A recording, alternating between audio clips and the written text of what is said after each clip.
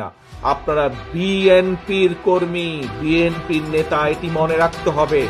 চুয়াডাঙ্গায় আপনারা সীমাবদ্ধ নন। আপনারা ছড়িয়ে আছেন বাংলাদেশের ৫৫,১২৬ বর্গ মাইল। এই দেশের ২০ কোটি মানুষ আপনাদের দিকে তাকিয়ে আছে।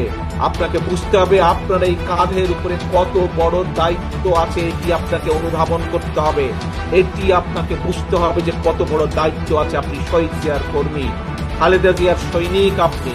কাজে আপনাকে সেই অনুধাবন থেকে বুঝতে হবে যে কি দায়িত্ব, কি আচরণ করা উচিত এবং কি করা উচিত না। এটি বুঝতে সক্ষম হলে দেশের মানুষ আনন্দে আপনাদেরকে দায়িত্ব প্রদান করবে।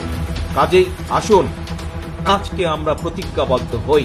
এখানে উপস্থিত প্রতিটা মানুষ যারা নিজেকে শহীদ জিয়ার সৈনিক বলেন, যারা নিজেকে খালেদা জিয়ার কর্মী হিসাবে দাবি করেন, প্রত্যেকটি মানুষ আজকে আমরা প্রতিজ্ঞাবদ্ধ হই যে আজ আমাদের আচরণ এই মুহূর্ত থেকে আগামী দিনগুলো প্রত্যেকটি দিন আমাদের আচরণ হবে বাংলাদেশের মানুষের প্রত্যাশা অনুযায়ী।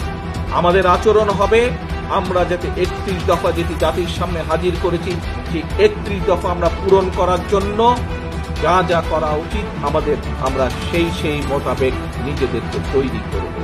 এই হোক আমাদের প্রত্যাশা, এই হোক আমাদের প্রতিজ্ঞা।